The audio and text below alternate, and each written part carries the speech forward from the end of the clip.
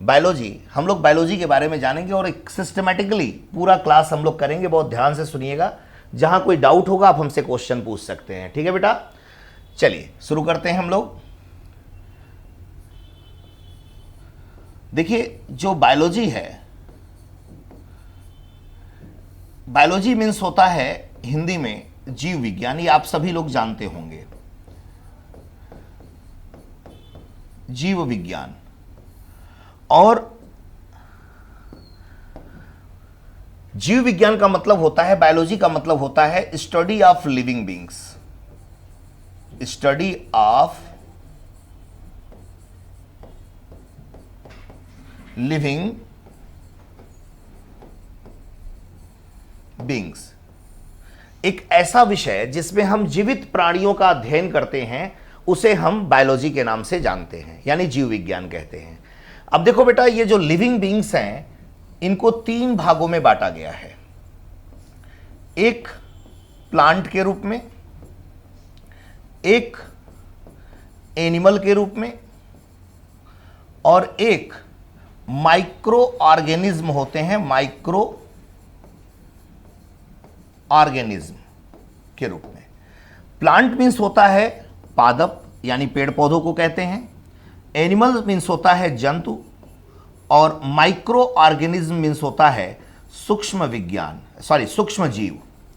तो कहने का मतलब मेरी यह है बेटा कि जिस विषय में हम पादपों का, जंतुओं का और सूक्ष्म जीवों का अध्ययन करते हैं उसे हम बायोलॉजी कहते हैं। अब देखिए, ये तो हो गया study of living beings is known as biology, लेकिन थोड़ा सा इसके बेसिक कॉन्सेप्ट पे हम चलते हैं, जहां से क्वेश्चंस अराइज होते हैं, क्वेश्चंस पूछे जाते हैं। अगर आपसे कभी पूछ लिया गया बेटा कि biology term was given by, biology शब्द का प्रयोग सर्वप्रथम किसने किया था, अगर कभी यह क्वेश्चन आ जाए कि बायोलॉजी शब्द का प्रयोग सबसे पहले किसने किया था, तो biology term was given by 2 वैज्ञानिक थे बेटा। एक का नाम था, मैं हिंदी में लिख देता हूं, लैमार्क और ट्रेविरेनस। लैमार्क और ट्रेविरेनस,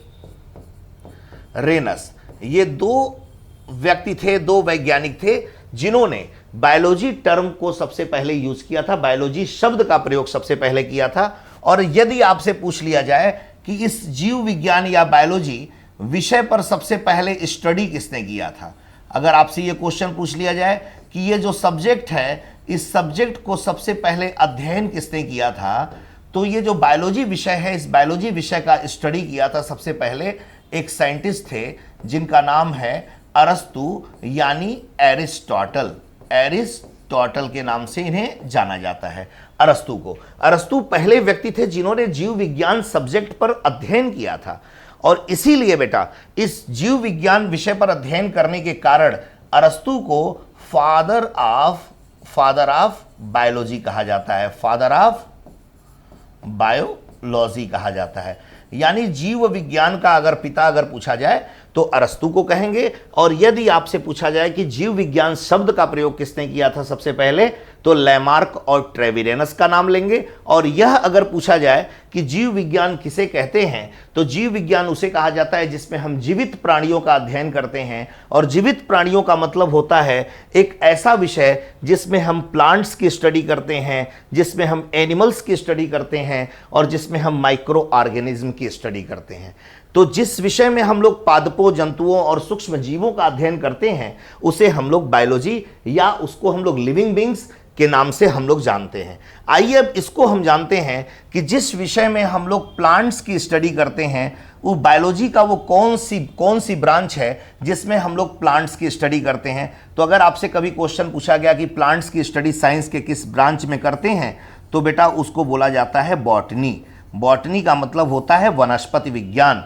और यदि आपसे क्वेश्चन पूछ लिया गया कि एनिमल्स की स्टडी साइंस के जिस ब्रांच में हम करते हैं उसे क्या कहते हैं, तो उसे कहा जाता है बेटा जूलॉजी। जूलॉजी यानी जंतु विज्ञान। और अगर क्वेश्चन आ गया कि माइक्रो ऑर्गेनिज्म की स्टडी साइंस के किस ब्रांच में हम लोग करते हैं, तो माइक्रो ऑर्गेनिज्म यानी सूक्ष्म जीवों का अध्ययन विज्ञान की जिस शाखा में करते हैं उसे बेटा माइक्रोबायोलॉजी के नाम से जाना जाता है, यानी सूक्ष्म जीव विज्ञान के नाम से जाना जाता है। अब मैं आपको बता दूं कि ये जो प्लांट्स की स्टडी जो बॉटनी में करते हैं, जिसको वनस्पति विज्ञान के नाम से जाना जाता है, वनस्पतियों पर, या कहा जाए कि वनस्पति पर सबसे पहले जिन्होंने अध्ययन किया था, या आपसे कह दिया जाए कि प्लांट्स पर सबसे पहले फर्स्ट स्टडी किसने किया था, अगर आपसे ये क्वेश्चन पूछा जा रहा है तो प्लांट्स पर जो सबसे पहले जिन्होंने स्टडी किया था उस वैज्ञानिक का नाम है थियोफ्रेस्टस। थियोफ्रेस्टस एक वैज्ञानिक थे जो अरस्तु के शिष्य के रूप में जाने जाते हैं। अरस्तु के ही शिष्य थे, जैसे आप लोग मेरे शिष्य हैं। आप लोगों में से कोई ना कोई एसडीएम बनेगा तो कभी ना कभी तो ये नाम जरूर लिया जाएगा कि डीपीएन सर ने आपको पढ़ाया था, तो एसडीएम बनिए ताकि मेरा भी नाम रोशन हो। तो कहने का मतलब ये है कि बॉटनी का स्टडी या प्लांट्स की स्टडी सबसे पहले थियोफ्रेस्टस ने किया था। और थियोफ्रेस्टस जो वैज्ञानिक थे, इन्होंने एक बुक लिखा था बेटा प्लांट्स के ऊपर। ये बहुत बार ये क्वेश्चन पूछा गया और बहुत कम लोग इस बात को जानते हैं। आप कंठस्थ कर लीजिएगा, इसको दिमाग में बैठा लीजिएगा कि थियोफ्रेस्टस ने जिस बुक को लिखा था उस बुक का नाम है हिस्टोरिया प्लांटेरम। हिस्टोरिया प्लांटेरम, क्या नाम था? Historia plantarum. ये हिस्टोरिया प्लांटेरम नामक बुक जो था ये थियोफ्रेस्टस ने लिखा था। और हिस्टोरिया प्लांटेरम नामक बुक थियोफ्रेस्टस ने लिखा प्लांट्स के ऊपर, इसीलिए बेटा थियोफ्रेस्टस को फादर ऑफ बॉटनी कहा जाता है। क्या कहा जाता है? ध्यान दीजिएगा, फादर ऑफ बॉटनी कहा जाता है। वनस्पति विज्ञान का पिता अगर आपसे पूछा जा रहा है एग्जामिनेशन में तो थियोफ्रेस्टस लिखेंगे। जीव विज्ञान का पिता पूछा जाएगा तो अरस्तु को बोलेंगे। और ये पूछा जाए कि biology term was proposed by तो Lamarck and Treviranus. What is biology? Study of living beings is known as biology. Living beings means plants, animals and microorganism. Study of plant is known as botany. Study of animal is known as zoology. Study of microorganism is known as microbiology. Is that clear? आप लोग का clear हो रहा है बेटा? कहीं कोई doubt? यहां तक मेरी बात समझ में आ गई? अब देखिए, अब यही बात अगर हम जूलॉजी यानी एनिमल्स की स्टडी की बात करें तो एनिमल्स पर सबसे पहले फर्स्ट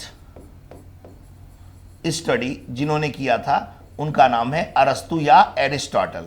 अरस्तु ने सबसे पहले एनिमल्स पर स्टडी किया था, इसीलिए अरस्तु को बेटा फादर ऑफ बायोलॉजी के साथ साथ फादर ऑफ जूलॉजी के नाम से भी जाना जाता है। फादर ऑफ जूलॉजी के नाम से भी जाना जाता है। अब तीसरा जो है माइक्रो ऑर्गेनिज्म। माइक्रो ऑर्गेनिज्म, अगर आपसे पूछा जाए कि माइक्रो ऑर्गेनिज्म की स्टडी सबसे पहले किसने किया था तो एक साइंटिस्ट थे, उनका नाम है एंटोनी वान ल्यूवेनहॉक। एंटोनी वान ल्यूवेनहॉक जो थे, इनको फादर ऑफ माइक्रोबायोलॉजी बोला जाता है। Father of microbiology, father of microbiology यानी सूक्ष्म जीव विज्ञान का अगर पिता किसी को कहा जाता है तो वो है एंटोनी वान ल्यूवेनहॉक। एंटोनी वान ल्यूवेनहॉक को बेटा ये भी कहा जाता है कि लिविंग सेल की खोज। अगर आपसे कभी क्वेश्चन आ जाए, देखिए मैं यहां अलग से मैं लिख दे रहा हूं कि अगर कभी आपसे क्वेश्चन पूछ लिया जाए कि लिविंग सेल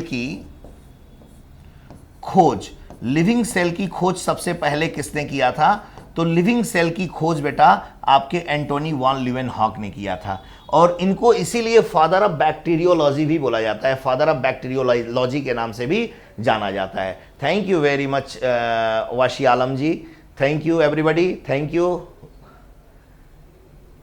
हाँ, हिंदी में भी दीपक कुमार जी, एकदम घबराइए मत, हिंदी इंग्लिश दोनों में चल रहा है क्योंकि बहुत सारे बच्चे आपके इंग्लिश मीडियम वाले भी होंगे ना बेटा। धैर्य से सुनिए, मैं हिंदी भी बोलता हूँ, इंग्लिश भी बोलता हूँ क्योंकि सभी बच्चों का लाभ हो सके बेटा, ठीक है ना। आपको भी मैं बताऊंगा एकदम श्योर हिंदी में, एकदम पूरा हिंदी में चलेगा बेटा, और इंग्लिश भी बताता रहूंगा ताकि इंग्लिश मीडियम वाले बच्चों को भी कोई प्रॉब्लम ना हो, ठीक है ना। बस कॉन्सेप्ट्स को पकड़ने की कोशिश करिए। तो ये माइक्रो ऑर्गेनिज्म की स्टडी जिन्होंने सबसे पहले किया था उस व्यक्ति का नाम है एंटोनी वान ल्यूवेनहॉक। और एंटोनी वान ल्यूवेनहॉक को इसीलिए बेटा, एंटोनी वान ल्यूवेनहॉक एक साइंटिस्ट का नाम है तो इंग्लिश में ही बोलना पड़ेगा, तो इसीलिए इनको फादर ऑफ माइक्रोबायोलॉजी कहा जाता है, यानी सूक्ष्म जीव विज्ञान का पिता कहा जाता है, ठीक है ना। अब देखिए आगे बढ़ते हैं। तो ये तो हो गया बेटा, मैंने आपको अभी बताया कि बायोलॉजी क्या, भी तो एक बेसिक बातें बता रहा हूं आपको कि प्लांट की स्टडी सबसे पहले किसने किया, एनिमल्स के बारे में बता दिया, माइक्रो ऑर्गेनिज्म के बारे में बता दिया। अब क्वेश्चन ये अराइज होता है ना बेटा, क्वेश्चन ये अराइज होता है कि आखिर ये लिविंग बींग्स होते क्या हैं, आखिर ये जीवित प्राणी है क्या, किसे हम जीवित कहेंगे, जीवित प्राणियों के लक्षण क्या होते हैं, मतलब कि जो लिविंग बींग्स हैं उन लिविंग बींग्स के कैरेक्टरिस्टिक फीचर्स आखिर हैं क्या, ये जानना बहुत जरूरी है। तो लिविंग बींग्स के कैरेक्टरिस्टिक फीचर्स, यानी जीवित प्राणी का मतलब होता है लिविंग बींग्स और लक्षण मतलब होता है कैरेक्टरिस्टिक फीचर्स। अब ये बताइए कि ये मार्कर आप लोग को दिख रहा है या ये मोबाइल जो दिख रहा है ये नॉन लिविंग है, तो नॉन लिविंग है तो कुछ तो कारण है कि ये नॉन लिविंग है, और हम अपने आप को कहते हैं कि we are the living beings, हम सभी जीवित प्राणी हैं। तो हम सब जीवित प्राणी हैं अपने आप को कहते हैं, तो कुछ तो कारण है जिसकी वजह से हम लोग कहते हैं कि we are the living beings. तो कहने का मतलब मेरे ये है बेटा, कुछ ऐसे कैरेक्टरिस्टिक फीचर्स हैं जिसकी वजह से हम ये प्रमाणित करते हैं कि we are the living beings. जैसे मान लीजिए कि जो जीवित प्राणी होते हैं उनमें एक प्रोसेस होता है जिसको कहा जाता है रिप्रोडक्शन। बेटा ये जो रिप्रोडक्शन होता है ना, इसको प्रजनन कहते हैं, अभी मैं इसको एक्सप्लेन करूंगा शॉर्ट में, प्रजनन। दूसरा, अगर जो जीवित प्राणी है उसके शरीर में ग्रोथ एंड डेवलपमेंट होता है, ग्रोथ एंड डेवलपमेंट होता है, वृद्धि एवं विकास होता है। क्या होता है? वृद्धि एवं विकास होता है। और तीसरा, मेटाबॉलिक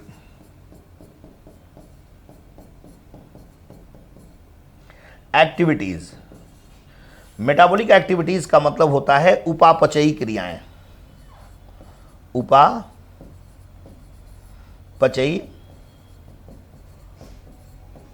क्रियाएं। तो कहने का मतलब बेटा ये है कि ये कुछ ऐसे कैरेक्टरिस्टिक फीचर्स होते हैं एटसेट्रा जो ये बताते हैं कि we are the living beings, और ये गुण इस मार्कर में, मोबाइल में या नॉन लिविंग में नहीं पाया जाता है, इसलिए उनको कहा जाता है कि वो नॉन लिविंग बींग्स है, नॉन लिविंग थिंग्स है। जैसे मान लीजिए कि हम लोग भोजन कर सकते हैं, भोजन को पचा सकते हैं, भोजन को पचाने के बाद हम उससे निकले हुए अपशिष्ट पदार्थ का हमारे शरीर से उत्सर्जन हो सकता है, हमारे शरीर में रक्त परिसंचरण होता है, हमारे शरीर में श्वसन होता है। इट मीन्स कि digestion, respiration, excretion, blood circulation, हम सोच सकते हैं, समझ सकते हैं, भावनाओं को व्यक्त कर सकते हैं, हमारे शरीर में ग्रोथ एंड डेवलपमेंट होता है, हमारे शरीर में ऐसी क्षमता है कि हम अपनी तरह संतान को उत्पन्न कर सकते हैं। तो ये सब गुण जिसमें पाया जाता है ना, उसको बोला जाता है बेटा जीवित प्राणी या लिविंग बींग्स बोला जाता है। और जिनमें ये गुण नहीं पाया जाता है उनको कहा जाता है कि वो क्या है? नॉन लिविंग थिंग्स हैं। ठीक है ना बेटा? अब आइए एक एक करके इनको थोड़ा सा हम एक्सप्लेन करते हैं। अब जैसे मैंने आपको बताया कि जीवित प्राणियों का एक गुण है रिप्रोडक्शन। यहां से बहुत ध्यान से समझिएगा बेटा, जीवित प्राणियों का एक गुण है रिप्रोडक्शन। रिप्रोडक्शन का मतलब होता है प्रजनन। अब देखिए, प्रजनन या रिप्रोडक्शन एक ऐसा प्रोसेस होता है जिसके द्वारा कोई भी लिविंग बींग्स अपने समान बच्चे उत्पन्न करता है। जैसे मान लीजिए कि हम ह्यूमन हैं, हम मानव हैं, तो एक ऐसा प्रोसेस होता है जिसके द्वारा हम अपनी तरह संतान को उत्पन्न करते हैं। जैसे मान लीजिए गाय है, तो गाय अपने समान बच्चे को जन्म देती है। बिल्ली है या शेर है तो अपने समान बच्चे को जन्म देता है। जैसे कोई पौधा है, जैसे आम का पौधा है या आम का पेड़ है, तो अपने समान आम के पेड़ को जन्म देता है। यानी कि एक ऐसा प्रोसेस जिसके द्वारा कोई भी जीवित प्राणी अपने समान जब बच्चों को जन्म देता है तो उसको बोला जाता है बेटा रिप्रोडक्शन। और ये जो रिप्रोडक्शन होता है ना, या प्रजनन जो होता है, ये बेटा बेसिकली आप एक बात याद रखिएगा, ये प्रजनन की क्रिया जो होती है प्लांट में भी होती है और एनिमल में भी होता है। तो ये जो प्रजनन होता है ये मुख्य रूप से दो प्रकार का होता है। एक होता है जिसको कहा जाता है बेटा असेक्सुअल रिप्रोडक्शन। असेक्सुअल रिप्रोडक्शन को बोला जाता है हिंदी में अलैंगिक प्रजनन। और दूसरा होता है सेक्सुअल रिप्रोडक्शन। सेक्सुअल रिप्रोडक्शन का मतलब होता है लैंगिक प्रजनन। तो देखिए दोनों में डिफरेंस क्या है, असेक्सुअल रिप्रोडक्शन और सेक्सुअल रिप्रोडक्शन में डिफरेंस क्या है। ये जो असेक्सुअल रिप्रोडक्शन होता है यानी अलैंगिक प्रजनन होता है, इसमें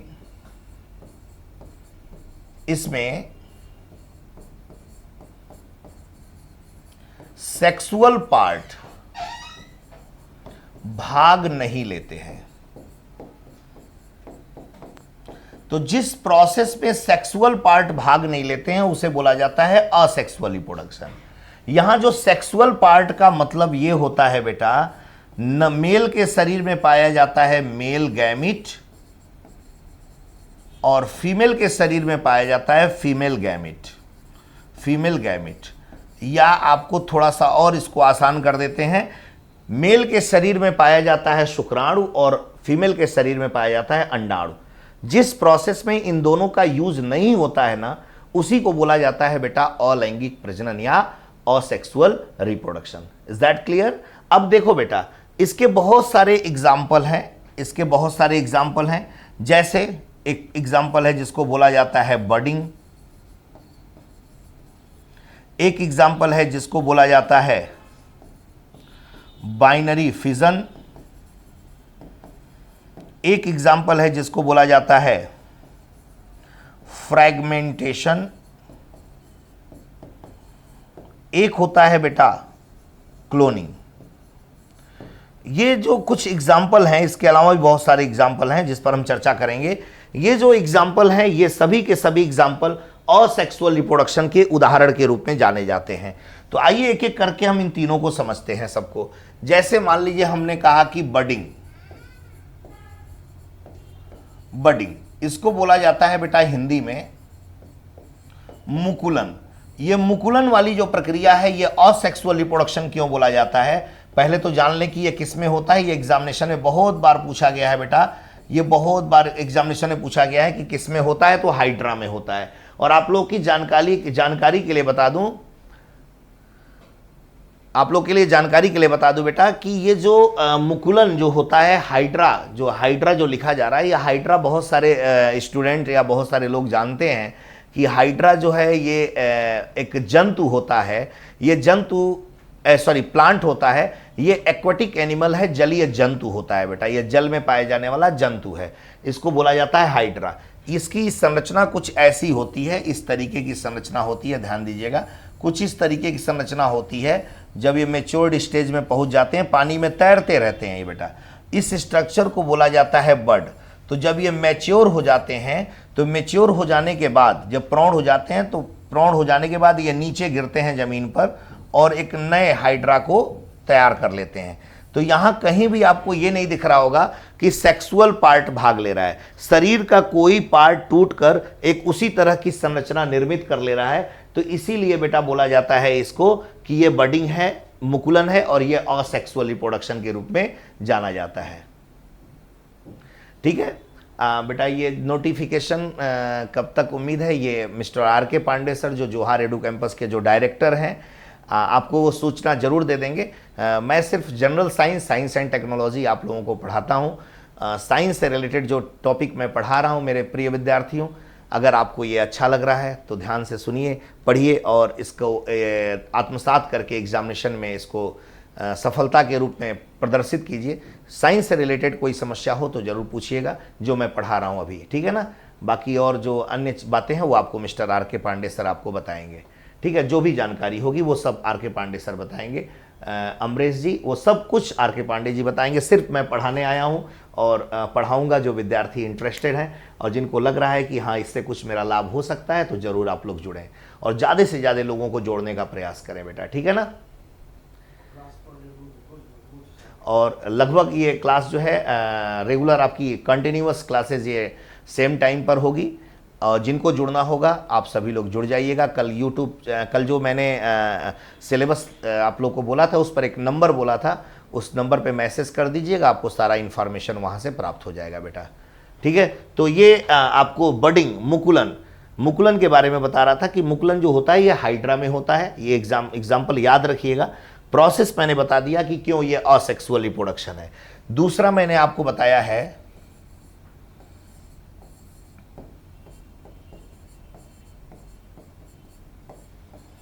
बाइनरी फिशन। अगर ये बाइनरी फिशन की बात करते हैं तो बाइनरी फिशन जो है अमीबा, इसका एग्जाम्पल है बेटा अमीबा। आप लोगों ने अमीबा का नाम सुना होगा। अमीबा की जो संरचना होती है वो एक कोष की संरचना होती है, कोई निश्चित संरचना नहीं होती। और ये क्या करता है कि अपने शरीर में कुछ इस तरीके से ट्यूब लाइक स्ट्रक्चर डेवलप कर लेता है और न्यूक्लियस डिवीजन करता है। ये अलग एक पार्ट में टूट जाता है और ये अलग एक पार्ट में टूट जाता है। तो इस तरह की क्रिया में देखिए कहीं भी आपको सेक्सुअल रिप्रोडक्शन नहीं दिखाई दे रहा है बेटा। ये सारी की सारी जो प्रोसेस है ये असेक्सुअल रिप्रोडक्शन यानी अलैंगिक प्रजनन का है। इसको आप ध्यान दीजिएगा, मैं एग्जाम्पल देते हुए और आपको स्ट्रक्चर से समझाते हुए चल रहा हूँ। तीसरा जो है बेटा मैंने आपको एक एग्जाम्पल दिया है क्लोन का। तो क्लोन क्या होता है इसके बारे में थोड़ा सा जान लीजिए। क्लोन, बहुत बार ये क्वेश्चन पूछा गया। क्लोन का मतलब होता है किसी भी जीव का same copy, same copy of any individual, same copy of any individual. अब वो सेम कॉपी जो होता है ना वो कैसा होता है, वो मॉर्फोलॉजिकली सेम होता है, मॉर्फोलॉजिकली सेम होता है और जेनेटिकली सेम होता है, जेनेटिकली सेम होता है। अब ये मॉर्फोलॉजिकली सेम और जेनेटिकली सेम का मतलब क्या होता है इसको थोड़ा समझेंगे। जैसे मान लो कि मैं हूं, मेरा एक सेम कॉपी तैयार कर दिया गया, डीपीएन सिंह सर का जो साइंस पढ़ाते हैं उनका एक सेम कॉपी यहां बगल में तैयार कर दिया गया। हम लोग सेम शर्ट पहन के आए, एकदम सेम दिख रहे हैं, तो आपसे पूछा जाए कि आपके डीपीएन सर कौन है, तो आप नहीं बता पाएंगे कि कौन डीपीएन सर हैं, क्योंकि दोनों लोग एकदम सेम एक ही तरह से लग रहे हैं। दूसरी चीज, जो बाहर से जो हमें दिखता है ना, जो बाहर से आप देख रहे हैं अपनी आंखों से, और जैसी संरचना दिखाई दे रही है, अगर वो समान संरचना बाहर से देखने पर दिखाई दे रही है तो उसको मॉर्फोलॉजिकली सेम कहते हैं, यानी बाह्य आकार की उसका समान है। अब मेरा जेनेटिक कोड जो होगा, मेरे डीएनए आरएनए में जो जेनेटिक कोड जो पाया जाता है, वो जेनेटिक कोड जो होगा अगर वो भी मेरा इससे समान होगा, जो मेरा इंडिविजुअल सेम इंडिविजुअल होगा, तो जेनेटिकल, जब जेनेटिक कोड समान होगा तो उसको बोला जाता है जेनेटिकली सेम। तो जब इस तरह का कोई भी जीवधारी जो बाह्य आकारकी में भी समान हो और आनुवांशिक रूप से भी समान हो, ऐसे जीवधारी को क्लोन कहते हैं। आपको जानकारी के लिए बता दूं बेटा, ये क्लोन जो होता है ये असेक्सुअल रिप्रोडक्शन के द्वारा तैयार किया जाता है, असेक्सुअल रिप्रोडक्शन। इसका भी ये बहुत बेहतरीन उदाहरण है असेक्सुअल रिप्रोडक्शन का। इस बात को याद रखिएगा, इस बात को जरूर याद रखिएगा कि क्लोन जो होता है यह असेक्सुअल रिप्रोडक्शन का एक उदाहरण है, ठीक है ना। तो ये मैंने आपको बताया कि क्लोन जो होता है क्या होता है। थोड़ा सा इसके बारे में आपको जानकारी दे दूं, आपकी जिज्ञासा होगी जरूर, क्योंकि झारखंड के मेरे प्रिय विद्यार्थी जरूर थोड़ा और जानना चाहते होंगे कि सर मुझे और इसके बारे में थोड़ी जानकारी दी जाए। तो जेपीएससी की तैयारी करने वाले जो मेरे प्रिय विद्यार्थी हैं बहुत ध्यान से सुने। सबसे पहले अगर क्लोन की बात की जा रही है, अगर आपसे पूछा जाए कि सबसे पहला क्लोन किसका तैयार हुआ था, तो फर्स्ट क्लोन जो था एक भेड़ का तैयार हुआ था, शिप का, जिसको बोला जाता है भेड़, शिप मतलब भेड़। और इसका नाम रखा गया था बेटा, बहुत प्यारा नाम रखा गया था, उसका नाम रखा गया था डॉली। और आपको जानकारी के लिए बता दूं कि ये जो शिप है, जो फर्स्ट क्लोन है, जो डॉली नामक भेड़ का क्लोन जो तैयार किया गया था, ये 1996-97 में ये बॉर्न हुई थी। ये भेड़ जो थी 1996-97 में बॉर्न हुई थी और लगभग 7 साल बाद 2003 में बेटा इसे फेफड़े में प्रॉब्लम आ गया, इसको गठिया, एक गाउट हो गया और 2003 के आसपास ये डेथ कर गई। बहरहाल ये पहली क्लोन थी, भेड़ का क्लोन सबसे पहली बार तैयार किया गया था और जिस वैज्ञानिक ने तैयार किया था उस वैज्ञानिक का नाम है इयान विल्मुट। इयान विल्मुट और उनके सहयोगियों ने मिलकर सबसे पहले भेड़ का क्लोन तैयार किया था। और आपकी जानकारी के लिए बता दूं, ये स्कॉटलैंड के रहने वाले थे, स्कॉटलैंड के रहने वाले थे। और स्कॉटलैंड में एक संस्था है रोजलिन ऑर्गेनाइजेशन, रोजलिन संस्थान, रोजलिन संस्थान है। इसी संस्थान में ये काम करते थे, रोजलिन ऑर्गेनाइजेशन में, इयान विल्मुट साहब। और इन्होंने दुनिया में सबसे पहला क्लोन भेड़ का तैयार करके लोगों के सामने प्रस्तुत किया। और ये क्लोन जो है असेक्सुअल रिप्रोडक्शन यानी अलैंगिक प्रजनन के द्वारा तैयार किया जाता है। अब इंडिया की अगर हम बात करते हैं, आपके मन में एक जिज्ञासा बन रही होगी कि सर क्या भारत में भी कोई ऑर्गेनाइजेशन है जो क्लोन बनाने में महारत हासिल किया है? तो ये बहुत बार क्वेश्चन पूछा गया, इसलिए मेरा एक एक शब्द, एक एक लाइन, आज जो बच्चे जुड़े हुए हैं या आगे जो बच्चे जुड़ेंगे, एक एक लाइन का बड़ा महत्व है बेटा। डायरेक्ट आपके एग्जामिनेशन में क्वेश्चन पूछा जाएगा, ये विश्वास दिलाता हूं आपको, बस ध्यान से आप इसको पढ़ते जाइए। तो इंडिया में दो ऑर्गेनाइजेशन है बेटा जिन्होंने क्लोन बनाया है, एक NDRI और दूसरा है CSIR। बेटा जो NDRI है और CSIR इसका फुल फॉर्म है, आप लोगों से पूछा जाता है इसका फुल फॉर्म। तो NDRI का जो फुल फॉर्म है उसको बोलते हैं नेशनल डेयरी रिसर्च इंस्टीट्यूट, यानी राष्ट्रीय दुग्ध अनुसंधान केंद्र। जो ये कहाँ है? तो ये करनाल हरियाणा में है। और CSIR का फुल फॉर्म है council of scientific and industrial research, ये दिल्ली में है। तो आपको जानकारी के लिए बता दूं कि सबसे पहले NDRI ने भैंस का क्लोन बनाया है। किसका क्लोन? भैंस का क्लोन बनाया है, जिसका नाम रखा है समरूपा, गरिमा, महिमा। ये सब भैंस के क्लोन हैं। और आपको बता दूं जानकारी के लिए कि 2012 में पश्मीना, एक बकरी की एक प्रजाति है, बड़ी अच्छी प्रजाति है, उसका पश्मीना बकरी का क्लोन तैयार किया गया है, जिसका नाम रखा गया है नूरी। तो ये क्वेश्चन पूछा जा सकता है आप लोगों से कि कौन सा ऑर्गेनाइजेशन भारत में समरूपा, गरिमा, महिमा नामक क्लोन तैयार किया है और नूरी नामक क्लोन जो बकरी का है वो तैयार किया है, ठीक है ना। और कब तैयार किया है? 2009 में NDRI ने भैंस का क्लोन और 2012 में नूरी का क्लोन तैयार किया गया है। ये बात आप लोगों को क्लियर हो गया होगा। क्लियर है बेटा? ठीक है, आगे बढ़े। अब देखो, ये तो बातें मैंने बता दिया कि असेक्सुअल रिप्रोडक्शन क्या है। अब असेक्सुअल रिप्रोडक्शन में ये सब भी आता है बेटा। असेक्सुअल रिप्रोडक्शन के और भी बहुत सारे एग्जाम्पल हैं, असेक्सुअल रिप्रोडक्शन के और भी बहुत सारे एग्जाम्पल हैं। अगर आप देखें तो असेक्सुअल रिप्रोडक्शन में कटिंग आ जाता है। कटिंग एक प्रोसेस होता है, लेयरिंग होता है, एक होता है ग्राफ्टिंग, एटसेट्रा। तो ये सब भी जो होते हैं ना, ये सब भी असेक्सुअल रिप्रोडक्शन के ही पार्ट होते हैं, क्योंकि सेक्सुअल पार्ट इसमें रोल प्ले नहीं करता है बेटा। अब देखिए, जो सेक्सुअल रिप्रोडक्शन है ये क्या होता है, इसके बारे में जान लें। सेक्सुअल रिप्रोडक्शन, नाम से ही स्पष्ट है कि जो लैंगिक प्रजनन होता है, जो लैंगिक प्रजनन होता है एक ऐसा प्रजनन है जिसमें मेल गैमिट यानी स्पर्म और फीमेल गैमिट यानी ओवम जिसमें भाग लेता है। जिस प्रोसेस में मेल गैमिट और फीमेल गैमिट दोनों भाग लेते हैं, दोनों पार्टिसिपेट करते हैं बेटा, उनको कहा जाता है सेक्सुअल रिप्रोडक्शन। अब देखिए, सेक्सुअल रिप्रोडक्शन में क्या होता है, ये सेक्सुअल रिप्रोडक्शन जो है ये दो पार्ट्स में डिवाइड किया जाता है। यानी कहा जा सकता है कि सेक्सुअल रिप्रोडक्शन दो प्रकार का होता है। एक होता है जिसको कहा जाता है internal sexual reproduction, internal sexual reproduction.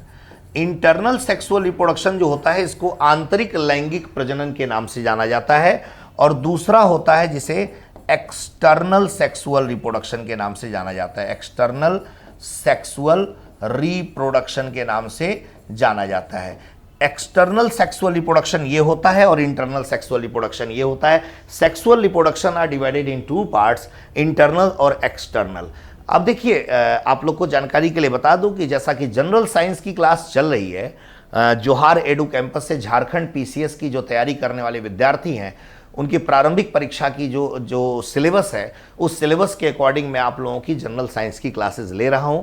और बड़ा ही महत्वपूर्ण सेक्शन है, जैसा कि आपके नोटिफिकेशन में जो सिलेबस दिया हुआ है वो 6, 6, 12 और 3, 15 क्वेश्चन आएंगे जो आपके 30 नंबर के होंगे और बहुत ही इंपॉर्टेंट रोल प्ले करते हैं आपके सक्सेस में।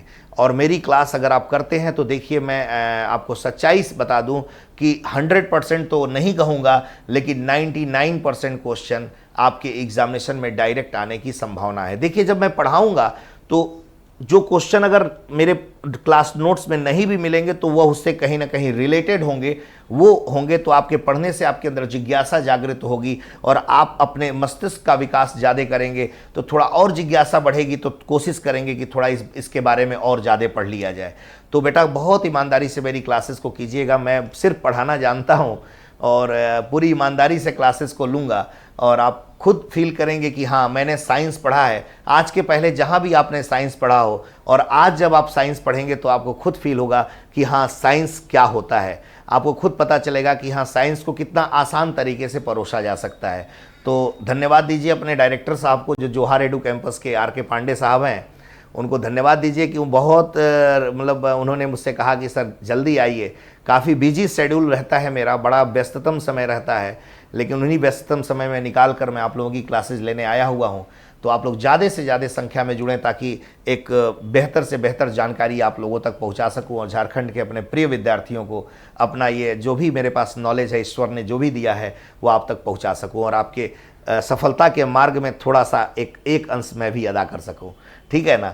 तो कोशिश ये है। तो यहाँ तक मैंने आपको बताया कि सेक्सुअल रिप्रोडक्शन क्या है। तो सेक्सुअल रिप्रोडक्शन मैंने बताया कि एक ऐसा रिप्रोडक्शन जिसमें सेक्सुअल पार्ट भाग लेते हैं, यानी मेल गैमिट और फीमेल गैमिट जिसमें पार्टिसिपेट करते हैं, उसे सेक्सुअल रिप्रोडक्शन यानी लैंगिक प्रजनन कहा जाता है। और लैंगिक प्रजनन दो प्रकार का होता है, इंटरनल सेक्सुअल रिप्रोडक्शन और एक्सटर्नल सेक्सुअल रिप्रोडक्शन। आपकी जानकारी के लिए बता दूं कि ये जो मैं बता रहा हूं ये जीवित प्राणियों का एक मुख्य लक्षण है रिप्रोडक्शन, उसके बारे में हम लोग चर्चा कर रहे हैं। तो आइए हम लोग देखते हैं, एक एक एग्जाम्पल से समझते हैं कि इंटरनल सेक्सुअल क्या होता है और एक्सटर्नल सेक्सुअल क्या होता है। देखो बच्चों, जब ये जैसे मान लीजिए मेल है, मेल यानी नर है और ये मादा है फीमेल। मेल के शरीर में पाया जाता है स्पर्म, शुक्राणु, और फीमेल की बॉडी में पाया जाता है ओवम। ये तो आप जानते ही हैं।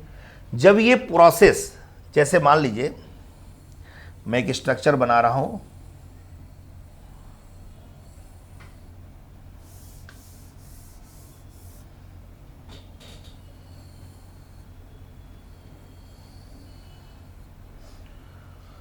एक फीमेल रिप्रोडक्टिव ऑर्गन है, ये मान लीजिए फीमेल रिप्रोडक्टिव सिस्टम है। होता क्या है कि फीमेल रिप्रोडक्टिव सिस्टम में ये जो है आपका ओवरीज है, जो फीमेल का ओवरीज है, अंडाशय बोलते हैं इसे, ओवरीज, और इसके अंदर एग पाया जाता है। और होता क्या है कि स्पर्म जब सेक्सुअल कॉपुलेशन जब होता है तो स्पर्म जो है, मान लीजिए ये स्पर्म है, ये स्पर्म प्रवेश करता है और जाकर यहां स्पर्म यहां जाके रुक जाता है। यह है स्पर्म, और यहां से ये एग जाता है और एग जाके यहां रुक जाता है, इसे बोलते हैं एग। तो देखिए स्पर्म और एग ये दोनों इस फीमेल के बॉडी के अंदर है। अब इस प्लेस को बोला जाता है जिस जगह पर स्पर्म और ओवम का फ्यूजन होता है। स्पर्म और ओवम यानी एग का निषेचन यानी फर्टिलाइजेशन होता है। स्पर्म और ओवम का जहां फर्टिलाइजेशन होता है उसे बोलते हैं बेटा फैलोपियन ट्यूब। बहुत बार ये क्वेश्चन पूछा गया है, इसीलिए मैंने आपको स्ट्रक्चर से बता दिया, फैलोपियन ट्यूब बोलते हैं। तो फैलोपियन ट्यूब जो है ना, ये एक ऐसा स्थान होता है मादा जनन अंग में जहां नर का शुक्राणु और मादा का अंडाणु जो है जहां फ्यूज करता है। तो कहने का मतलब मेरे यह है, दो बातें, यहां दो प्रश्न आपको प्राप्त हो गया। एक तो कि जब बॉडी के अंदर, शरीर के अंदर स्पर्म और ओवम जब फ्यूज करते हैं, जब शरीर के अंदर जब फ्यूजन होता है, शरीर के अंदर जब स्पर्म और ओवम का फ्यूजन होता है, जब शरीर के अंदर स्पर्म ओवम का फ्यूजन होता है, तो उसको बोलते हैं बेटा इंटरनल सेक्सुअल रिप्रोडक्शन, आंतरिक लैंगिक प्रजनन। यह बात क्लियर हो गया। दूसरी चीज, क्वेश्चन पूछा जाता है कि नर का शुक्राणु और मादा का जो अंडाणु है, ये मादा जनन अंग में कहां निषेचित होता है। तो नर का शुक्राणु और मादा का जो ये अंडाणु है, मादा जनन अंग में एक फैलोपियन ट्यूब होता है, यहां निषेचित होता है। इस बात को याद रखिएगा, बहुत बार ये क्वेश्चन पूछा गया है। ठीक है,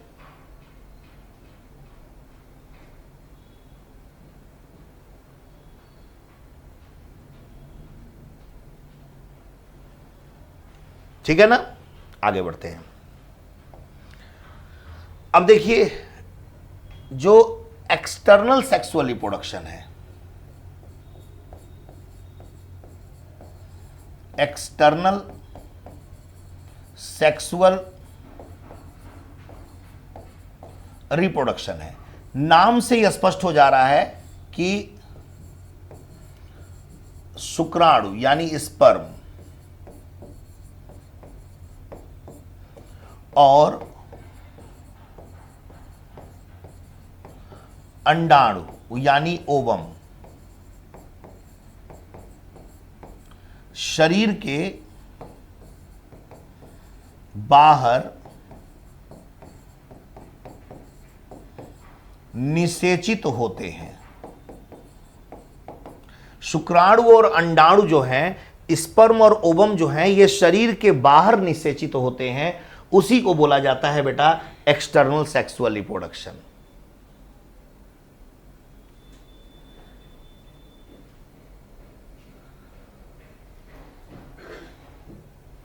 ठीक है ना। तो ये जो है शुक्राणु, स्पर्म और अंडाणु, ओवम, ये शरीर के बाहर निषेचित होते हैं, तो उसे बोला जाता है बेटा एक्सटर्नल सेक्सुअल रिप्रोडक्शन। जैसे एक एग्जांपल दें, एक जलीय जीव है, जैसे जलीय जीव बहुत सारे होते हैं, उनमें मैं एक एग्जांपल देता हूं फ्रॉग का। तो ये फ्रॉग क्या करता है ना, ये अपने स्पर्म और ओवम को पानी में छोड़ देता है, और इस पानी में ही स्पर्म और ओवम जो होते हैं ये फ्यूज होते हैं। तो इस चूंकि शरीर के बाहर हो रहा है, इसीलिए इसको एक्सटर्नल सेक्सुअल रिप्रोडक्शन कहते हैं। एक बहुत अच्छा एग्जांपल आपको मैं देने जा रहा हूं। सभी बच्चे जितने लोग जुड़े हुए हैं ना, वो बहुत ध्यान से सुनेंगे। आप लोगों ने नाम सुना होगा टेस्ट ट्यूब बेबी का। मैं जो भी पढ़ाऊंगा वो इस लेवल का पढ़ाऊंगा बेटा कि जिससे आपका एग्जामिनेशन क्लियर हो सके। देखिए, जैसे टेस्ट ट्यूब बेबी है, अगर हम टेस्ट ट्यूब बेबी की बात करें तो टेस्ट ट्यूब बेबी भी जो है ना, ये एक्सटर्नल सेक्सुअल रिप्रोडक्शन का एक बहुत ही शानदार उदाहरण है बेटा। टेस्ट ट्यूब बेबी जो है ये एक्सटर्नल सेक्सुअल रिप्रोडक्शन का एक बहुत शानदार उदाहरण है। कैसे? आजकल आप लोग को पता होगा कि बहुत सारे लोग जब शादी विवाह हो जा रहा है लेकिन बच्चे पैदा नहीं कर पा रहे हैं, बहुत दिनों तक उनको बच्चे पैदा नहीं हो रहे हैं। तो देखो बेटा, इसके पीछे कारण ये नहीं है कि उनकी बॉडी में स्पर्म नहीं बनता है, उनकी बॉडी में ओवम नहीं बनता है। देखो, बहुत सारे हार्मोनल इनबैलेंस होते हैं, बहुत सारी शारीरिक क्रियाओं में समस्याओं के कारण, बहुत सारे शारीरिक जो अक्षमता कहा जाता है, बहुत सारे क्या कहते हैं कि हमारे बॉडी में जो एक्टिविटीज़ होती हैं उनकी कमियां हो जाती हैं। आप कह सकते हैं कुछ शारीरिक समस्याओं के कारण वो बेबी को कंसीव नहीं कर पाती है फीमेल। तो इन सब बातों को ध्यान में रखते हुए क्या है कि जो हमारे वैज्ञानिक लोग हैं, जो डॉक्टर्स हैं, उन लोगों ने कहा कि भाई अगर आजकल हमारे खान पान, रहन सहन, वातावरण के कारण इस तरह की समस्याएं उत्पन्न हो रही हैं और बड़े लंबे समय तक लोगों को बेबी नहीं बॉर्न हो रहा है, तो कुछ ऐसा किया जाए कि जिससे वो बेबी बॉर्न हो और वो बच्चा उन्हीं का हो और वो माता पिता का सुख भी प्राप्त कर सके। तो उसके एवज में टेस्ट ट्यूब बेबी को हम वैज्ञानिकों ने टेस्ट ट्यूब बेबी को लेकर आए। और टेस्ट ट्यूब बेबी कैसे होता है, जैसे मान लीजिए कोई मेल और फीमेल है जिसको कई वर्षों से बेबी बच्चा पैदा नहीं हो रहा है, तो उसके लिए टेस्ट ट्यूब बेबी का कॉन्सेप्ट लेकर आया गया। तो ये जैसे मेल है और जैसे फीमेल है, ध्यान दीजिएगा। तो क्या होता है कि इस मेल की बॉडी से स्पर्म ले लिया जाता है और फीमेल की बॉडी से ओवम ले लिया जाता है। और बेटा इस स्पर्म और ओवम को एक लेबोरेटरी में ये लोग अपना फ्यूजन कराते हैं। मान लीजिए ये लैब है, प्रयोगशाला है, इसमें एक ट्यूब लाइक स्ट्रक्चर रखा हुआ है। अब इस स्पर्म को क्या किया गया, इसमें रखा गया, इस ओवम को इसमें रखा गया। अब इन दोनों को क्या करते हैं कि इन दोनों को निषेचित कराने के लिए इस पर बाहर से विद्युत की किरणें, हल्की विद्युत की किरणें, याद रखिएगा, हल्की विद्युत की किरणें, विद्युत की किरणें बौछार करते हैं। अब इनको निगरानी में रखा जाता है। अगर ये 48 से 72 घंटे के अंदर ये स्पर्म और ओवम अगर फ्यूज कर जाते हैं तब तो ठीक है कि फ्यूजन हो गया, नहीं होता है तो फिर दोबारा इस तरह की प्रक्रिया की जाती है। और अगर फ्यूजन हो जाता है तो फ्यूजन जब हो जाता है तो आप सबको पता ही है कि जब ये आपके जब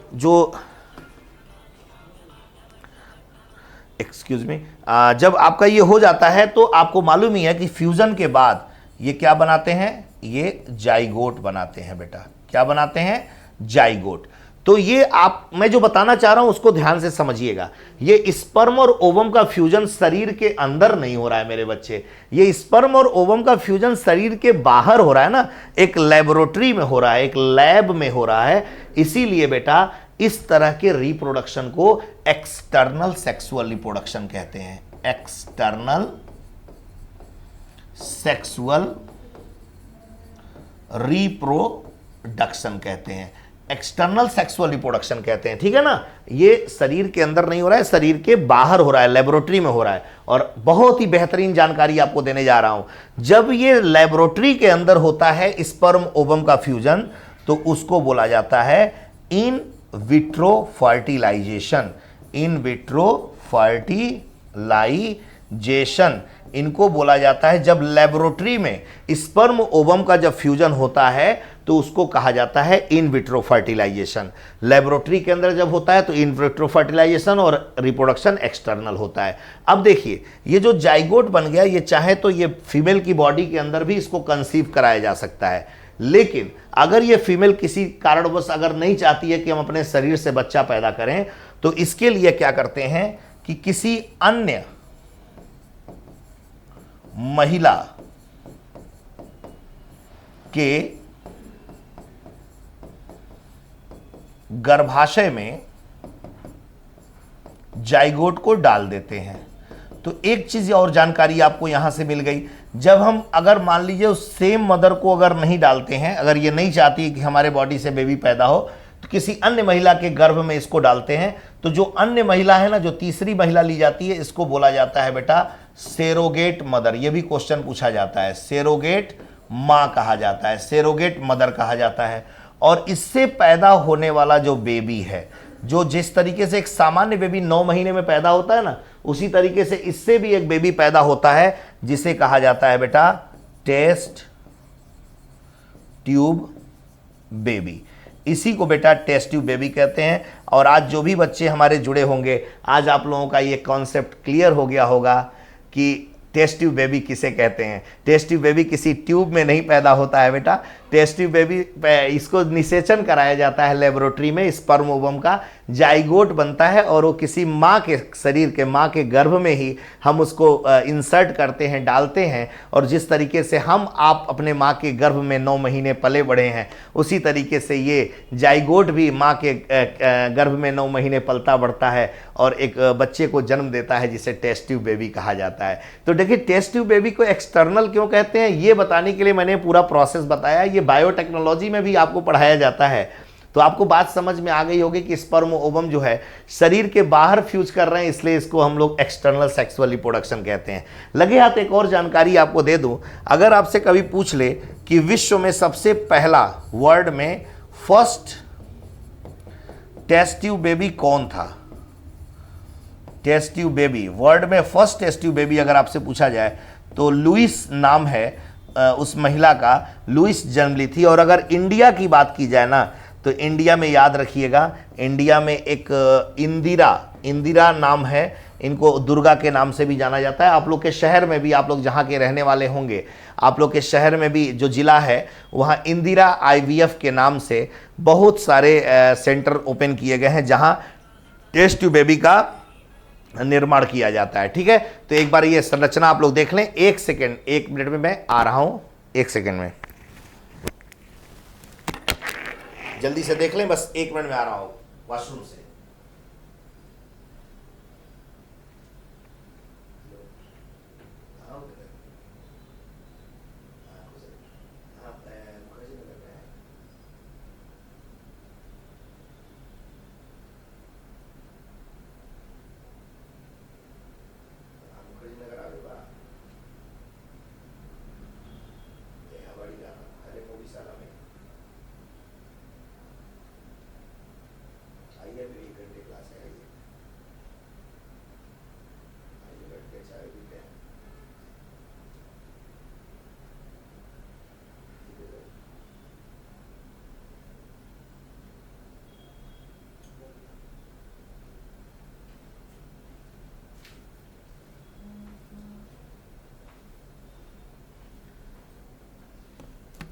हाँ, तो आप सभी लोग इसको देख लिए होंगे, समझ लिए होंगे। तो मैं जो पढ़ा रहा हूँ, जो बता रहा हूँ, वो सारी बातें समझ में आ रही हैं बेटा? जितने लोग जुड़े हुए हैं, क्लियर हो रही हैं? हाँ, कुछ नाम तो मुझे दिखाई दे रहा है, मैं नाम पढ़ दे रहा हूँ। देखिए, सभी नाम तो पढ़ने पॉसिबल नहीं है, लेकिन कुछ नाम मैं पढ़ दे रहा हूँ। पंकज राज जी, गुड इवनिंग बेटा। Pradeep ji, good evening. विकास जी, कहाँ से हैं? मैं आपके घर से ही हूँ विकास कुमार जी। क्लास तो बेटा मैं दिल्ली से ले रहा हूँ, दिल्ली मुखर्जी नगर से। हाँ सुमन जी, डॉली नाम है उसका, डॉली। हाँ, उस शिप का नाम डॉली है। टेस्ट ट्यूब बेबी लीगल है बेटा, इलीगल क्यों होगा? जिनको बच्चे नहीं होते हैं वो लोग टेस्ट ट्यूब बेबी से अब आजकल बेबी बॉर्न करा रहे हैं। आज आप लोगों ने तो मूवी भी देखा होगा, गुड न्यूज़, एक मूवी आई थी गुड न्यूज़, उसको देखिए तो वहाँ से आपको पता चल जाएगा, टेस्ट ट्यूब बेबी का कॉन्सेप्ट आपका क्लियर हो जाएगा। ठीक है, राजीव रंजन जी बहुत बहुत धन्यवाद। सभी लोग से मुलाकात हो रही है, बड़ा अच्छा लग रहा है। चलिए तो आगे बढ़ते हैं बेटा, यहाँ तक तो ओके है ना? धन्यवाद दीजिए आप लोग जोहार एडू कैंपस के डायरेक्टर साहब को कि आप लोगों को इतनी अच्छी जानकारी, इतनी अच्छी आप लोगों को शिक्षा प्रोवाइड कर रहे हैं दिल्ली से। और बड़े ही लेबोरियस, बड़े ही मेहनती इंसान हैं। मैं आपको बता दूं कि मैं तो कई जगह पे क्लासेस लेता रहता हूं, बड़ा हेक्टिक है। भारत में तमाम जगह पे जा जा के मैं क्लासेस लेता हूं, साइंस एंड टेक्नोलॉजी और इन्वायरमेंटल साइंस पढ़ाता हूं। लेकिन इनसे इतना लगाव है कि ये हर सप्ताह फ़ोन करते रहते हैं और झारखंड के विद्यार्थियों के भले के लिए कि क्या मतलब सर बेहतर से बेहतर उनके लिए किया जाए ताकि उन्हें एक अच्छी जानकारी हमें मिले, मतलब उनको प्राप्त हो सके। और बहुत अच्छे से मतलब मेहनत कराते हैं, मेहनत करते हैं ताकि आप लोग अपने लक्ष्य को प्राप्त कर सकें। तो उनको धन्यवाद दीजिए। मेरा तो काम ही है, मैं तो ईमानदारी से आप लोगों को पढ़ाऊँगा ही पढ़ाऊँगा। चलिए, मेरा पूरा क्लास आपको जोहार एडू कैंपस पे मिलेगा बेटा, जोहार एडू कैंपस पे।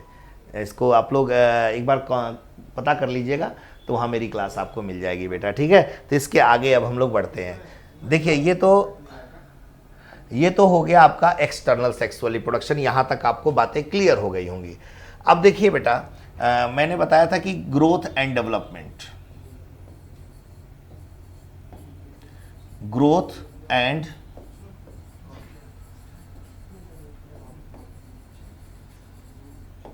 Development, growth and development. तो ये ग्रोथ एंड डेवलपमेंट भी एक प्रोसेस है। जैसे आप लोग ध्यान से समझिएगा, जैसे बच्चा छोटा होता है, छोटा क्या, चलिए हम आपको बेसिक लेवल से बताते हैं। जैसे मैंने कहा, पहले बताया कि एक स्पर्म है और एक ओवम है, ये फ्यूज करता है तो जाइगोट बनाता है। और आपको जानकारी के लिए बता दूं कि ये जो स्पर्म होता है इसका 23 क्रोमोसोम, गुणसूत्र, इसका 23 क्रोमोसोम और इसका 23 क्रोमोसोम, ये जुड़ता है तो जाइगोट बनाता है, जो 46 क्रोमोसोम बनता है। ये चीज याद रखिएगा, ये 23 क्रोमोसोम का होता है, ये 23 क्रोमोसोम का होता है, और जाइगोट जब बन जाता है तो 46 क्रोमोसोम का हो जाता है। ये बहुत महत्वपूर्ण बात बताने जा रहा हूं, ध्यान दीजिएगा, बहुत आसानी से ये बात क्लियर हो जाएगी। अगर जो भी बच्चे मेरे से जुड़े हो ना, एकदम आसानी से, एकदम जान लीजिए एकदम रसमलाई है, मजा आ जाएगा, एकदम बहुत आसानी से क्लियर हो जाएगा। ये स्पर्म का 23, ओवम का 23 क्रोमोसोम, जाइगोट का 46 क्रोमोसोम बनाता है बेटा।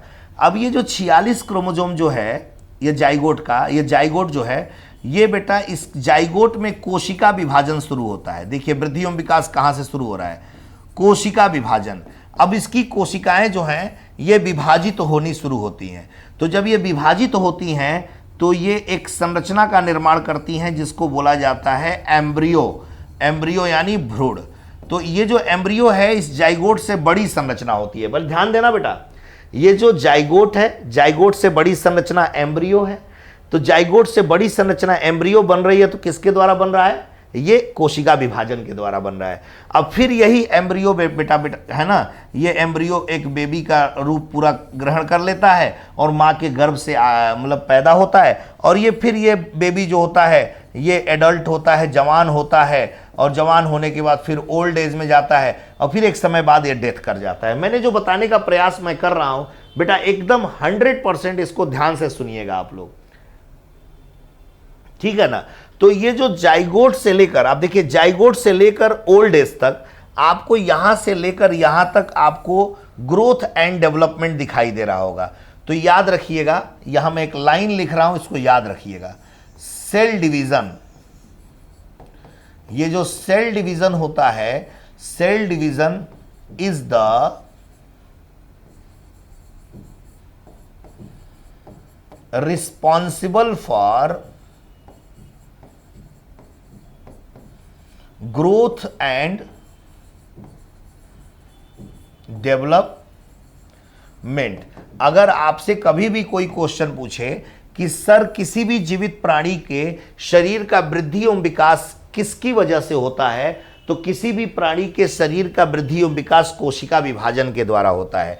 आइए थोड़ा सा कोशिका विभाजन क्या होता है इसको थोड़ा समझते हैं। सेल डिवीजन क्या होता है इसको थोड़ा समझते हैं। सेल डिवीजन, कोशिका विभाजन क्या होता है। जैसे चलिए सेल डिवीजन समझिए। पहले ये मान लीजिए एक सेल है, जब ये सेल डिवाइड होता है, जो ये सेल है ना जो डिवाइड होता है उसको बोला जाता है मदर सेल। Mother cell. और आप लोग सेल के बारे में तो जानते ही होंगे कि कोशिका जीवन की सबसे सूक्ष्मतम इकाई होती है। कोशिका किसी भी शरीर की संरचनात्मक और क्रियात्मक इकाई होती है। कोशिका जीवन की संरचनात्मक और क्रियात्मक इकाई होती है, और कोशिका जो है एक सूक्ष्मतम इकाई है।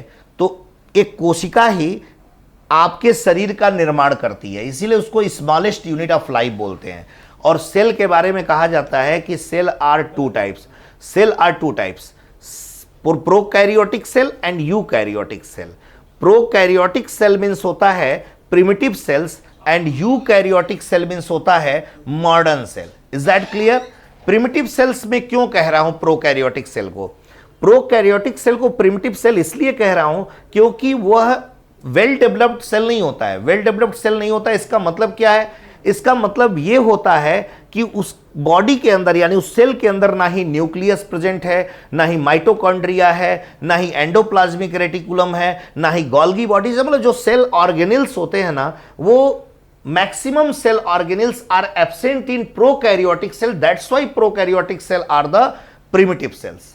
ठीक है ना। तो जो प्रिमिटिव सेल्स होते हैं सेल प्रोकैरियोटिक सेल कहलाता है, और modern cell is known as eukaryotic cell, and eukaryotic cell is the well developed cell, because eukaryotic cell contain all cell organelles. इसका मतलब समझो कि जो यूकैरियोटिक सेल होता है ना, ये आधुनिक कोशिका इसलिए बोली जाती है क्योंकि ये अपने सेल के अंदर चाहे केंद्रक हो, चाहे माइटोकॉन्ड्रिया हो, चाहे हरित लवक हो, चाहे गोल्जी बॉडीज हो, ये सारे के सारे सेल ऑर्गेनेल्स उसमें पाए जाते हैं, इसलिए उसको यूकैरियोटिक बोलते हैं। और जिसमें ये बेटा एब्सेंट होता है ना, उसे प्रोकैरियोटिक सेल कहते हैं। तो ये सेल के बारे में भी पूरा हम लोग एक डिटेल स्टडी करेंगे आगे, अभी तो आज शुरू किया हूं ये। तो वही सेल है, इसको मदर सेल कहते हैं बेटा। अब ये सेल जो है जब डिवाइड होता है तो डिवाइड होकर बेटा अपने समान ये दो सेल का निर्माण करता है, यानी कि अपने समान जो दो सेल बनाता है ना, इसको बोला जाता है डॉटर सेल। क्या बोलते हैं?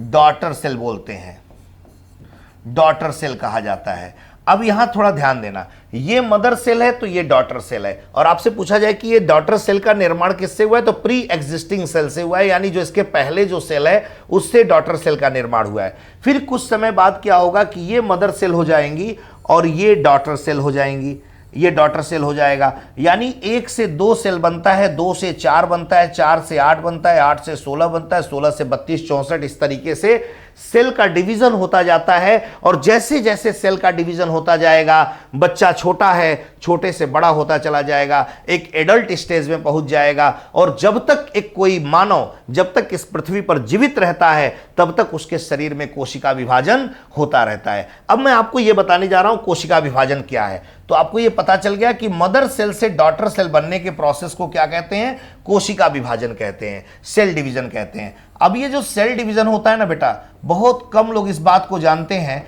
मैं आपको विश्वास दिलाता हूं, बहुत कम लोग जानते हैं कि सेल डिवीजन 3 टाइप्स का होता है।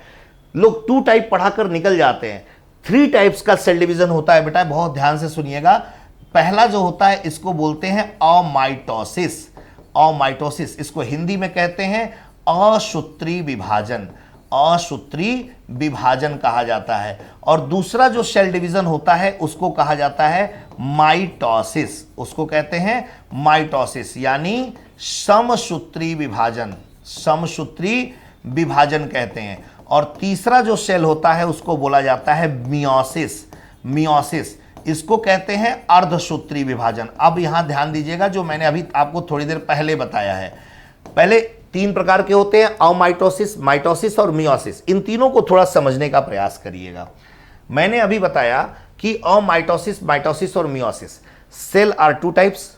एक मैंने कहा कि प्रोकैरियोटिक सेल है और एक मैंने कहा कि यूकैरियोटिक सेल है, ठीक है ना। तो जो प्रोकैरियोटिक सेल होता है, प्रोकैरियोटिक सेल में जो सेल डिवीजन होता है ना, वो अमाइटोसिस टाइप का होता है, ठीक है। प्रोकैरियोटिक सेल में जो सेल डिवीजन होता है वो अमाइटोसिस टाइप का होता है। अब आप लोग के मन में ये जिज्ञासा बन रही होगी कि सर अमाइटोसिस होता कैसा है। देखो, इसमें कुछ नहीं होता है। मान लो ये एक सेल है और सेल के अंदर जो ये मैट्रिक्स होता है ना, जो तरल पदार्थ होता है, इसको बोला जाता है बेटा साइटोप्लाज्म। क्या कहते हैं? साइटोप्लाज्म, कोशिका द्रव्य कहते हैं। तो जब अपने आप ये कोशिका द्रव्य विभाजित हो जाए और 2 सेल का निर्माण कर ले, बस इतना सा काम होता है इसमें। प्रोकैरियोटिक सेल में जब साइटोप्लाज्म का डिवीजन हो जाता है, साइटोप्लाज्म डिवाइड हो जाता है, तो उस सेल डिवीजन को अमाइटोसिस कहते हैं। और याद रखिएगा, अमाइटोसिस जो है ये सिर्फ प्रोकैरियोटिक सेल में पाया जाता है, ठीक है। नहीं बेटा, जो मॉस्को 6 ईयर मॉस्को, क्या आपका नाम लिखा हुआ मैं नहीं समझ पा रहा हूं। डीएनए, जीन, क्रोमोसोम, स्पर्म, ये सब एक नहीं होता है। स्पर्म टाइप ऑफ सेल, और सेल के अंदर न्यूक्लियस पाया जाता है बेटा। न्यूक्लियस मीन्स होता है केंद्रक, और केंद्रक अपने पास क्रोमेटिन मटेरियल्स रखते हैं। और वो क्रोमेटिन मटेरियल्स को जो होते हैं वो क्रोमोजोम से बने होते हैं। Chromosome is a genetic material, आनुवांशिक पदार्थ है, जो माता पिता से जो बच्चों में जो आनुवांशिक गुण जाते हैं ना, वो क्रोमोजोम के द्वारा ही जाते हैं। अब क्रोमोजोम के ऊपर, क्रोमोजोम जो होता है, chromosome is a made up of DNA and histone protein. Chromosome जो है ये डीएनए और हिस्टोन प्रोटीन से मिलकर बना होता है बेटा। अब डीएनए और हिस्टोन प्रोटीन से मिलकर बना होता है तो क्रोमोजोम पर डीएनए पाया जाता है, और डीएनए के ऊपर छोटे छोटे आपको ग्रैन्यूल्स होते हैं, उनको हम लोग जीन कहते हैं। तो ये जो जीन होता है ना, ये जीन ये माता पिता के हेरिडिटरी कैरेक्टर्स को बच्चों में ट्रांसफर करता है। तो इसीलिए कहा जाता है कि transfer of character from parents to progeny with the help of genetic material from generation to generation is known as hereditary character. यानी जो वंशानुगत जो लक्षण होते हैं ना, वो क्रोमोजोम डीएनए जीन के द्वारा ट्रांसफर होते हैं। ये सभी अलग अलग होते हैं बेटा, ठीक है, क्लियर हो गया। इनके बारे में आगे हम लोग बहुत अच्छे से डिस्कस करेंगे, एकदम बताएंगे आपको सब। तो ये प्रोकैरियोटिक सेल में अमाइटोसिस होता है। इसको इसी पेज पे रहने देते हैं, आगे बढ़ते हैं। अब देखिए, ये जो माइटोसिस होता है, ध्यान दीजिएगा, यहीं से आपका क्वेश्चन बन जाएगा एग्जामिनेशन में। ये जो माइटोसिस होता है, जिसको बोला जाता है समसूत्री विभाजन। समसूत्री विभाजन नाम से ही स्पष्ट है कि एक ऐसा डिवीजन जिसमें इक्वेशनल डिवीजन होता है। इक्वेशनल डिवीजन होता है, ठीक है, इक्वेशनल डिवीजन बोला जाता है।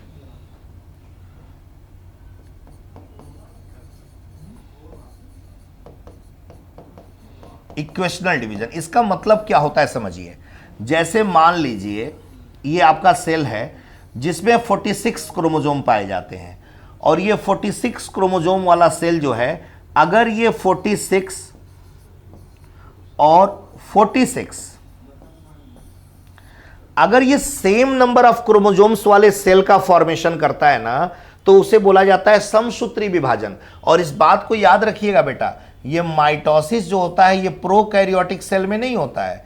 ये माइटोसिस जो होता है केवल यूकैरियोटिक सेल में होता है, यूकैरियोटिक सेल में पाया जाता है। यानी समसूत्री विभाजन इसीलिए कहा जाता है कि इक्वेशनल डिवीजन होता है। Number of chromosome mother cell का 46 है, तो जो डॉटर सेल बनेंगे ना, वो भी 46 क्रोमोसोम के बनेंगे, 46 क्रोमोसोम के बनेंगे। इसीलिए इसको माइटोसिस कहा जाता है। दो एग्जाम्पल यहां बताता हूं, अभी तक के एग्जामिनेशन में, चाहे यूपीएससी हो, चाहे स्टेट पीसीएस हो, किसी भी स्टेट का पीसीएस हो, सिर्फ दो एग्जाम्पल आज तक अभी तक पूछा गया है। उन दोनों एग्जाम्पल को याद रखिएगा। एक होता है, आपसे क्वेश्चन पूछा जाएगा कि वुंड हीलिंग, वुंड हीलिंग यानी घाव का भरना। घाव का भरना ये किस प्रकार का सेल डिवीजन होता है? तो आपका आंसर होगा कि घाव का भरना माइटोसिस यानी समसूत्री विभाजन होता है। एक एग्जांपल देकर आपको बताता हूं। जैसे आप लोग मेरे हाथ को देखिए, अगर मान लीजिए कि यहां चोट लग जाए और यहां कोई घाव बन जाए, तो ये एरिया सेल से मिलकर बना हुआ है। यानी कि जितने ये जो जिस प्रकार के सेल से मिलकर बना है, अगर उसी तरह का सेल यहां नहीं बनेगा तो ये मेरा घाव भरेगा नहीं। और आपको मालूम होना चाहिए कि ये जो सेल है, सेल के अंदर कितने क्रोमोसोम होते हैं? 23 पेयर ऑफ क्रोमोसोम्स पाया जाता है, यानी 46 गुणसूत्र। तो 46 गुणसूत्र वाला सेल अगर यहां निर्मित होगा ना, तभी हमारा घाव भरेगा। इसीलिए पूछा जाता है कि घाव का भरना, वुंड हीलिंग कौन सा एग्जाम्पल है इसका? माइटोसिस का एग्जाम्पल है वुंड हीलिंग। और रीजनरेशन ऑफ द ऑर्गन, अंगों का पुनर्निर्माण, अंगों का पुनर्निर्माण, ये दोनों एग्जाम्पल याद रखिएगा बेटा। अंगों का पुनर्निर्माण और वुंड हीलिंग, ये एग्जाम्पल है माइटोसिस के, ठीक है ना। अब देखिए, अभी मैंने आपको थोड़ी देर पहले बताया है आपको यहां कि यहां देखिए, स्पर्म में 23 क्रोमोसोम, ओवम में 23 क्रोमोसोम। चाहे वो प्लांट हो, चाहे एनिमल हो, चाहे कुछ भी, कोई भी लिविंग ऑर्गेनिज्म हो, प्लांट हो, एनिमल हो, चाहे कोई भी लिविंग ऑर्गेनिज्म हो, अगर हम उसके सेक्सुअल गैमिट्स की बात करते हैं, अगर आपसे पूछा जाए प्लांट या एनिमल, इनके सेक्सुअल गैमिट की बात की जाए कि सेक्सुअल गैमिट जो फॉर्मेशन है वो कौन से सेल डिवीजन के द्वारा होता है, तो चाहे प्लांट हो चाहे एनिमल हो, उनके सेक्सुअल गैमिट का जो निर्माण होता है वह मियोसिस के द्वारा होता है, यानी अर्धसूत्री विभाजन के द्वारा होता है। अर्धसूत्री विभाजन के द्वारा होता है। इसीलिए बेटा इसको रिडक्शनल डिवीजन कहते हैं। इसको बोला जाता है रिडक्शनल डिवीजन। रिडक्शनल डिवीजन के नाम से इसे जाना जाता है। अब आपको जानकारी के लिए बता दूं कि जैसे मान लीजिए कि अगर 46 क्रोमोसोम किसी सेल में है, अगर ये 46 क्रोमोसोम है तो ये रिडक्शनल डिवीजन करता है, ये 23 क्रोमोसोम फॉर्म करेगा, यानी नंबर ऑफ हाफ क्रोमोसोम अगर बनते हैं तो उसे मियोसिस कहा जाता है, और नंबर ऑफ सेम क्रोमोसोम बनते हैं तो उसे हम लोग माइटोसिस कहते हैं। अब देखिए यहां दो बातें, एक जो ये माइटोसिस होता है ना, माइटोसिस जो होता है ये सोमैटिक सेल में होता है, इसको याद रखिएगा। किसमें होता है? Somatic cell. सोमैटिक सेल बहुत सारे बच्चे नहीं जानते होंगे, सोमैटिक सेल क्या होता है। इसको हिंदी में दैहिक कोशिका कहते हैं, दैहिक कोशिका। और अगर इसको हम थोड़ा साधारण शब्दों में या देहाती भाषा में, गांव वाली भाषा में बताएं तो जो मैंने अभी बताया ना कि ये स्पर्म ओवम फ्यूज करते हैं तो जाइगोट बनाते हैं, तो जाइगोट बनने के बाद, लिसन टू मी, मैं दिखा देता हूं थोड़ा स्ट्रक्चर आपको। हाँ, यहां से देखिए, यहां जाइगोट बनने के बाद जितनी भी संरचना मानव शरीर में बनेगी, जाइगोट बनने के बाद, बहुत केयरफुली मेरी बात को सुनिएगा, जाइगोट बनने के बाद जितनी भी संरचना मानव शरीर में बनेगी वो सब सोमैटिक सेल कहा जाता है, एक्सेप्ट, केवल एक को छोड़कर, एक्सेप्ट स्पर्म और ओवम। मेल के शरीर में जो स्पर्म बनता है उसको हटा दीजिए, फीमेल के शरीर में जो ओवम बनता है उसको हटा दीजिए, बाकी बॉडी का जितना भी पार्ट्स है ना वो सब माइटोसिस के द्वारा बनता है, और मियोसिस के द्वारा सिर्फ स्पर्म ओवम, यानी सिर्फ जो लैंगिक भाग होते हैं वो बनते हैं। तो इसीलिए सोमैटिक सेल बोला जाता है। सोमैटिक सेल का कॉन्सेप्ट आप लोग का क्लियर हो गया होगा अब कि सोमैटिक सेल किसे कहते हैं। बॉडी का कोई भी ऑर्गन सोमैटिक सेल है, सिर्फ किसको छोड़कर? सिर्फ स्पर्म एंड ओवम को छोड़कर। तो यहां तक जो बातें मैंने बताई, माइटोसिस, मियोसिस क्या होता है, ये सारी बातें आप लोग को क्लियर हो गई होंगी। अब देखिए मैं आपको जो बताने जा रहा हूं इसको ध्यान से सुनिएगा। क्रोमोसोम की बात हो रही थी, तो क्रोमोसोम पे थोड़ी सी जानकारी आपको दे दूं। क्रोमोसोम, पहले तो ये क्रोमोसोम को हम लोग गुणसूत्र कहते हैं, गुणसूत्र। और ये जो क्रोमोसोम या गुणसूत्र टर्म है या शब्द है, chromosome term was proposed bye Waldeyer.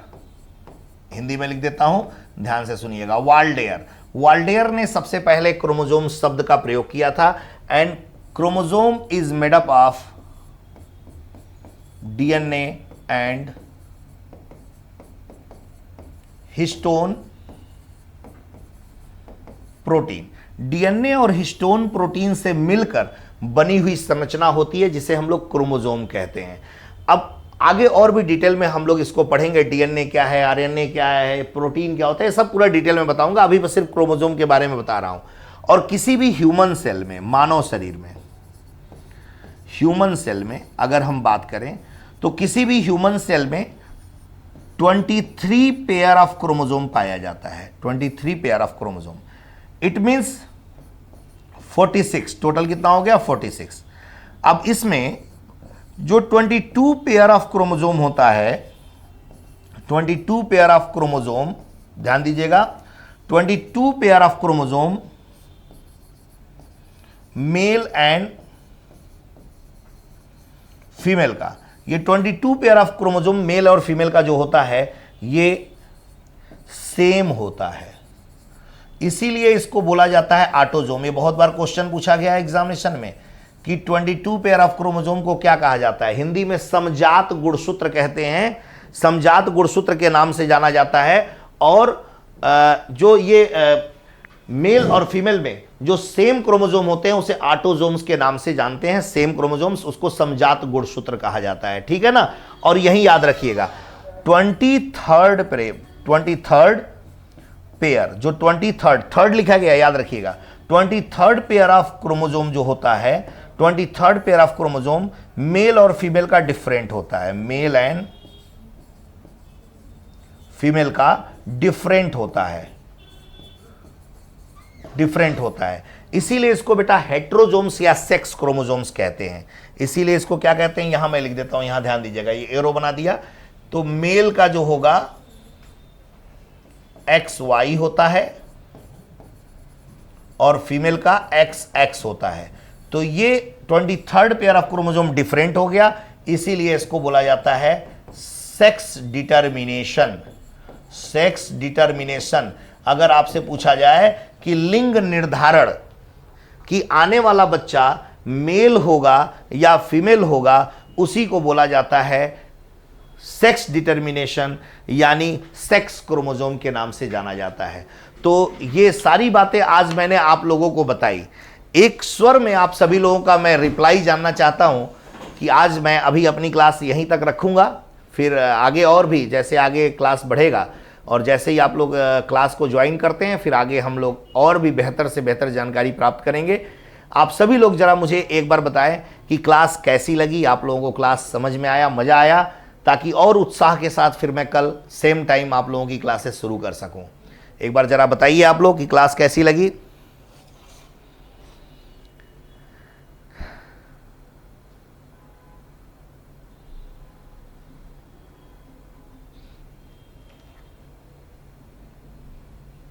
(22 + XY mail होगा बेटा और 22 + XX फीमेल होगा। मजा आया क्लास में, समझ में आया? और एक काम करना, क्वेश्चन पेपर जरूर सॉल्व करना। 10 ईयर प्रीवियस ईयर क्वेश्चन जो मिलता है मार्केट में, उसको लेकर जरूर सॉल्व करते रहिए। बहुत मजा आया। आशीष रंजन, बहुत बहुत धन्यवाद, धन्यवाद बेटा। जल्दी से रिप्लाई करिए ताकि मैं अपनी क्लास को छोड़ूं।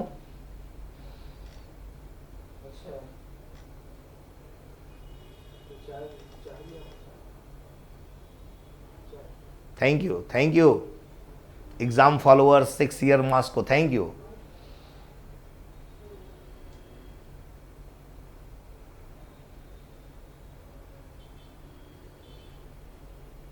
जेपीएससी पीटी के लिए बेटा प्रीलिम्स में जेपीएससी के उसमें आप एडमिशन ले सकते हैं। आपको कल मैंने बताया था, एक नंबर दिया था, आप यूट्यूब पे जाके जोहार एडू कैंपस पे आप यूट्यूब पे देख सकते हैं, वहाँ से आपको सारी जानकारी मिल जाएगी। ठीक है, तो फिर मिलते हैं। Thank you very much, wish you all the best बेटा।